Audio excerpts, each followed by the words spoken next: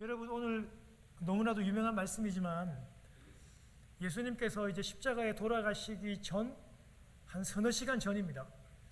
유언 같다. 우리 아버지께서 마지막으로 하시는 말씀이다. 이렇게 들으면 오늘 본문의 말씀이 훨씬 더 쉽게 이해가 될 것입니다. 여러분, 지난주에 예수님께서 제자들에게 두려워하고 떨고 있는 제자들에게 예수님께서 말씀하시는 게 뭐였어요? 두려워하지 말라는 거잖아요.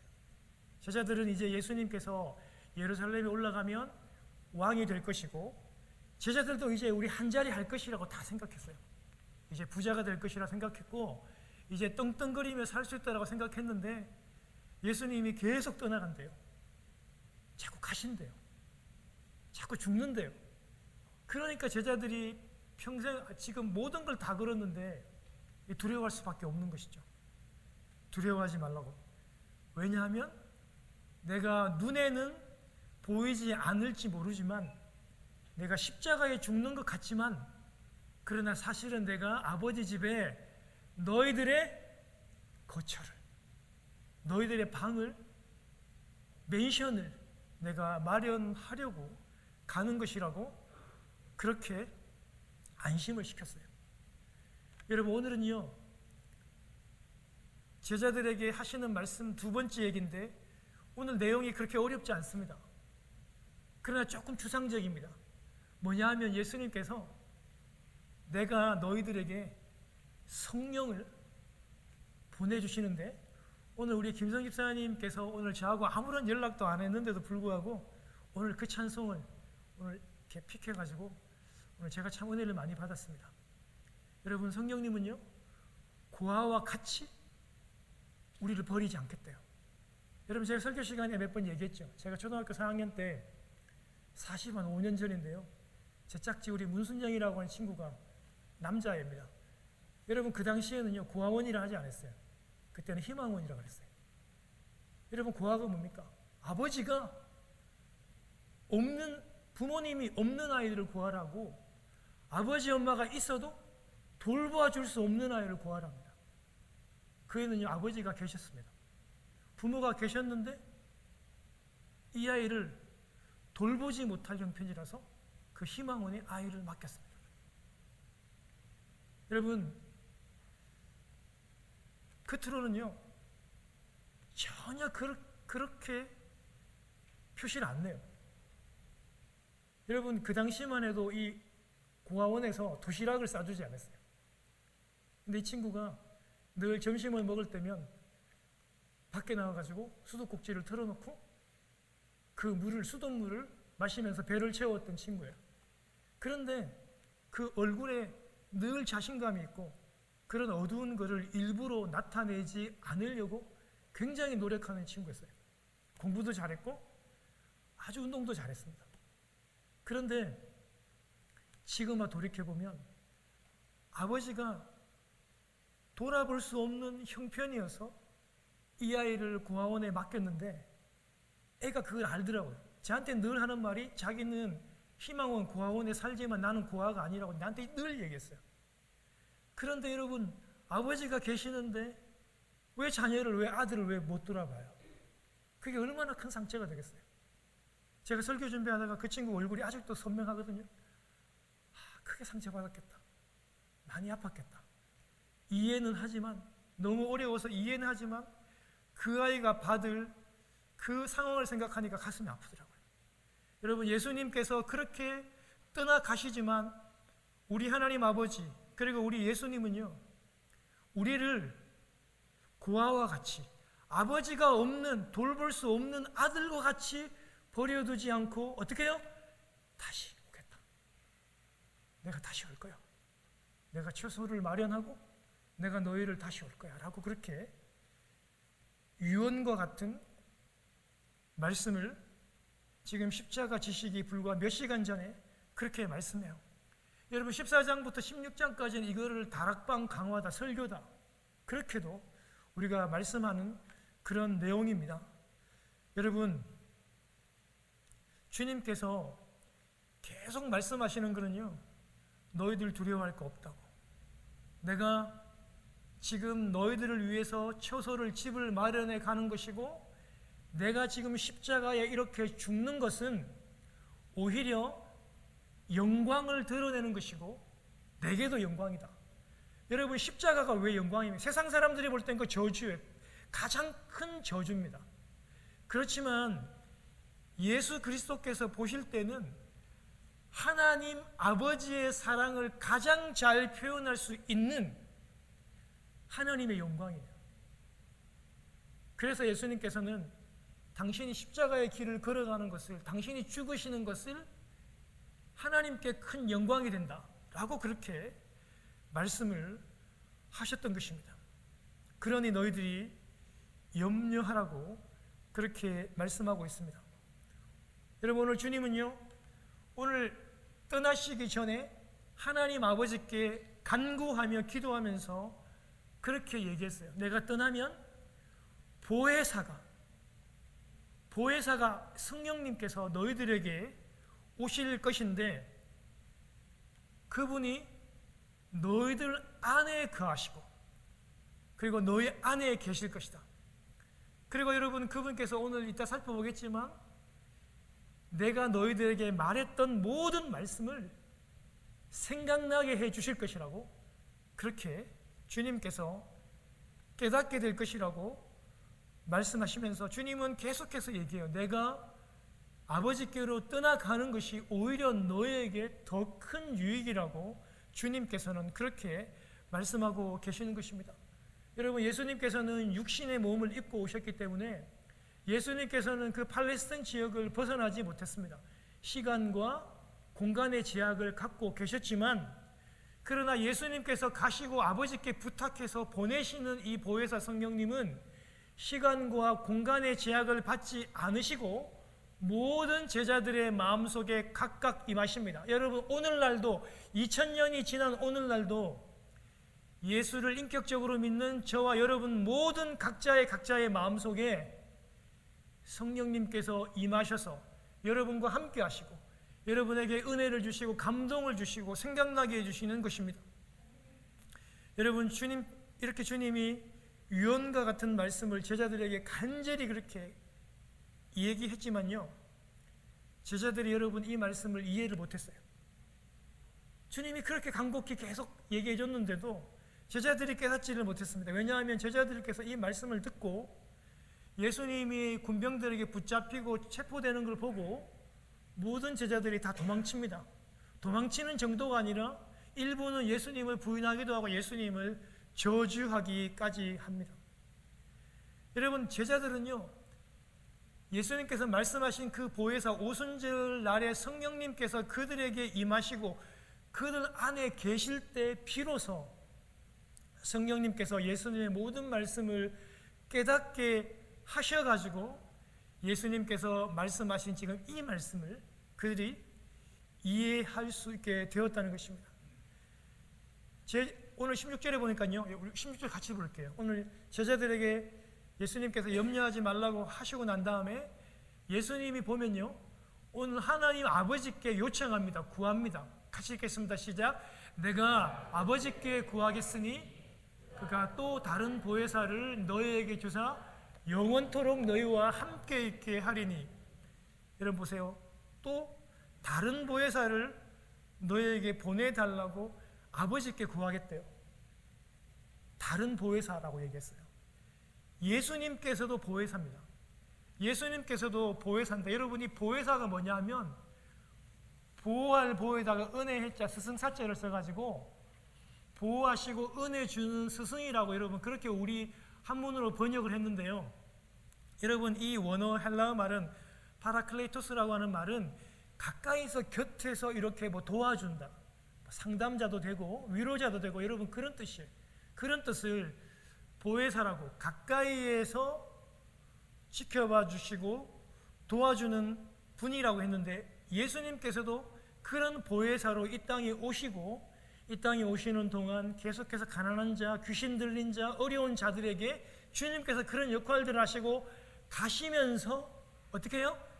다른 보혜사, 즉 성령님을 보내어 달라고 하나님께 그렇게 지금 간구하고 있는 것입니다.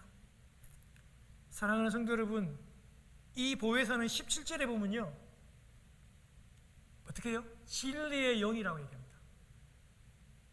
그리고 세상은 능히 그를 받지 못하나니 이는 그를 보지도 못하고 알지도 못함이라.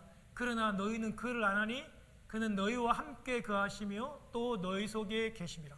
여러분, 성경 가운데 이 성령님의 여러분 다른 이름은 진리의 영, 사도행전 16장에 보면 뭐 예수의 영, 하나님의 영이라고 그렇게 말씀을 하고 계시는데요, 여러분 그 특성을 오늘 17절에 이렇게 표현하고 있는데 뭐냐면, 세상은요 이 성령님을 받지 못한대요.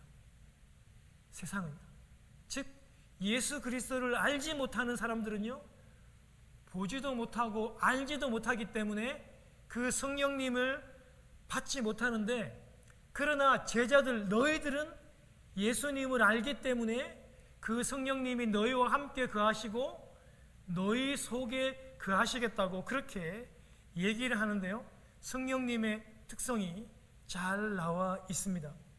여러분, 이 성령님은요 보혜사로서 주님이 떠나시면 제자들 안에 함께 거하시면서 제자들을 가까운 곳에서 돕고 그리고 돌보시는 그런 역할들을 하시겠다고 말씀하시고 18절에 보세요. 고아와 같이 버려두지 아니하고 너희에게 다시 오시겠다고 그렇게 말씀을 합니다. 성령님이 오시면 아버지가 없는 상태, 부모가 없는 상태로 방치된 그런 아이들처럼 버려놓는 것이 아니라, 아버지인 내가 너희들을 그렇게 버려두지 않고 돌보며 다시 오겠다고 말씀하고 계십니다. 여러분, 이보다 더 큰 위로가 어디 있습니까? 여러분, 이 가운데 우리 권사님, 장로님들 계시는데요, 여러분 평생을 함께 해온, 함께 해준 내 아내, 내 남편만큼 큰 위로가 되는 사람이 없어요. 나이가 들면 들수록, 연세를 더할수록 나와 함께 한다는 것만큼 더 큰 위로가 없는 게 없거든요. 여러분, 우리에게 임하신 이 성령님은요 고아와 같이 우리를 버려두지 아니하고 오셔서 함께 하시겠다고 그렇게 얘기하고 있습니다. 세상의 아버지는요 형편이 어렵거나 아니면 간혹 가다가 정말 그 자녀를 버리는 그런 아버지도 있어요. 우리가 뭐 매스컴을 통해서나 보지 않습니까? 그런 매정하고 정말 사람 같지 않은 그런 아버지도 있을 수 있어요. 아니면 당연히 돌보고 싶지만 너무 힘들어서 돌아보지 못할 경우가 있습니다. 그래서 맡겨진 아이들은 말할 수 없는, 평생에 씻을 수 없는, 지울 수 없는 상처를 갖고 삽니다. 지울 수 없어요. 회복될 수 없습니다. 그런 아픔을 줍니다. 그렇지만 우리의 영원하신 하나님 아버지께서는요, 하나님 아버지께서 보내신 이 보혜사 성령님은요 영원히 고아처럼 버리지 않고 우리를 돌봐주시겠대요. 우리 친히 우리 안에 들어오셔서 우리와 함께 해주고 싶대요. 돌봐주시고 싶다고 그렇게 말씀했습니다. 영원히 능력의 한계가 없으신 그 영원하신 보혜사께서 우리를 돌보아 주시겠다고 약속하고 있는 겁니다. 여러분, 이보다 더 큰 위로가 어디 있습니까? 이보다 더 큰 은혜가 어디 있습니까? 여러분, 그리고 26절에 보면요, 여러분 이 성령님 우리가 너무 잘 알고 있는 내용들입니다. 26절에 보면요, 이 성령님께서 하시는 특성, 하시는 일이 뭐냐면요, 모든 것을 가르쳐 주십니다. 우리들에게 가르쳐 주고 주님이 하셨던 그 모든 말씀을 생각나게 해 주시는 그런 역할들을 하신다고 말씀하고 계십니다. 우리 성령님께서 우리의 생각을 그렇게 지배하시고 주장하고 계시는 거예요. 여러분, 마태복음 10장에 보면 예수님께서 직접 말씀하시기를, 나를 따르는 너희들이 어떻게 된다고요? 핍박을 당하고, 핍박당하는 그 사람들이 너희를 핍박하고 내어준다. 그렇게 얘기해요. 핍박할 때 너희들이 무슨 말을 할지 염려하지 말래요. 왜냐하면요, 너희 안에 말씀하는 이가 계신대요. 너희 속에 말씀하시는 자가 너희 아버지 성령이라고 하나님께서 말씀했어요. 그 성령께서 그 목숨의 위협이 있는 그 두려움 가운데서 너희 마음속에 말할 거를 다 생각나게 해주신대요. 성령님께서 생각나게 해주시고 말할 거를 다 가르쳐 주신대요. 두려워하지 말라고 그렇게 얘기를 하십니다. 이렇게 우리 안에 임하시는 성령님은요, 너무나도 함께 거하시고 가까이서 보살펴 주시고 굉장히 인격적이시며 따뜻하시고 감성적입니다. 사랑하는 여러분, 유언처럼 우리 주님께서 이런 성령님에 대해서 분명히 이렇게 잘 가르쳐 주었음에도 불구하고 오늘날 한국에서, 그리고 이 미국에서, 특별히 여러분이 오순절 계통에 계시는 이 몇몇 목사님들과 그런 지도자들이요, 이 성령님을 좀 오해해서 성령의 그런 능력 있잖아요. 파워. 예를 들면 귀신을 쫓아내든지 안전뱅이를 일으키든지 병자를 낫게 하는 성령의 능력이 당연히 있습니다. 당연히 성령님이 능력이 있죠. 그런데 그런 능력만을 부각해서 마치 성령님께서 전원을 이렇게 온오프하는 식으로 내가 성령님을 마음대로 부리고 마음대로 부르고 마음대로 집어넣을 수 있는 그런 식으로 조정할 수 있는 성령님이라는 것을 보여주기 식으로 하는 그런 사람들 때문에 여러분 한국 교회와 미국 교회가 성령님에 대해 굉장히 많이 오해를 했어요. 여러분 한국에서 신앙생활 하시는 분 잘 아시잖아요. 불과 저희들 30년, 40년에 여러분 기도원을, 한국에 있는 어느 기도원을 가도 이런 사람들이, 이런 목회자들이 판을 쳤습니다. 성령님이 능력이 있습니다, 여러분. 여러분 저희 장모님이 여러분 그 한의사입니다. 여러분 우리 오셨잖아요. 저희 장모님도 침을 잘 놓으시죠. 저한테도 놓으시고 우리 식구들한테 놓으시는데, 장모님이 선교지에 가서 침을 놓으실 때는 더욱더 확실하게 역사합니다. 평생 동안 여러분 손을 들지 못했던 사람이 침을 놓음으로 말미암아 낫고, 완벽하게 낫고, 뭐 집까지 찾아와서 막 또 나아달라는, 여러분 그런 게 다 성령의 역사거든요. 지금도 뭐 아마존에서 밀림에서 여러분 죽은 자들이 일어나고 귀신이 나가고 안전뱅이가 일어나는 놀라운 성령의 이런 역사들이 일어납니다. 확실하게 일어납니다. 중풍병자들이 낫습니다. 여러분 파워풀한 성령의 능력들이 일어나지만 그런 부분에서 너무 치우쳐서 강조해서 마치 성령님께서 방언만을 주관하는, 병자만을 낫게 하는, 암만을 치료하는 그런 사람들로 오해하고 확대하고 부작용이 생기게 했다는 것입니다. 사랑하는 성도 여러분, 성령님의 임재, 성령님의 충만, 그런 능력은요, 내가 성령님을 많이 소유해서 내 마음대로 불렀다가 조정했다, 여러분 이렇게 하는 게 아닙니다. 오히려 내가 내 안에 계시는 성령님께 더 많이 지배당하는 거예요. 그 성령님께 오히려 손에 잡히는 게 그게 여러분 임재고 성령의 충만입니다. 내 마음대로 불러내고 내 마음대로 여러분 성령의 능력을 행하고 축사하고 암을 낫게 하고, 많은 사람들이 그렇게 자기 마음대로 성령님을 부린다고 생각합니다. 여러분 성령님이 우리 친구입니까? 성령님은요 우리의 친구가 아닌 거룩하신 하나님입니다. 여러분 막 이상한 그런 여러분 콧소리를 내면서 기도원에서 여러분 그 성령님을 마치 부릴 수 있는 그런 식으로 하는 분들은요 큰 오해이며 성령님에 대한 큰 무리입니다.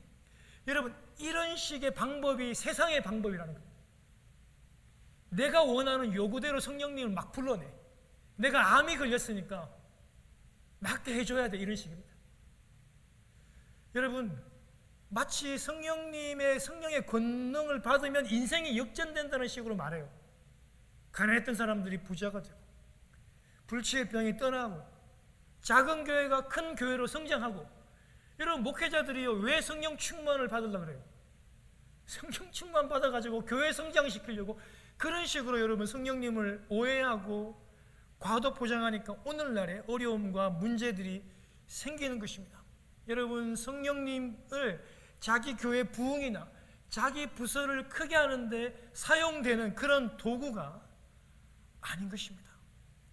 여러분 오늘 17절에 본 것처럼 이 보혜사 성령님은요 진리의 영, 여러분 진리가 예수 그리스도 아닙니까? 예수의 영입니다.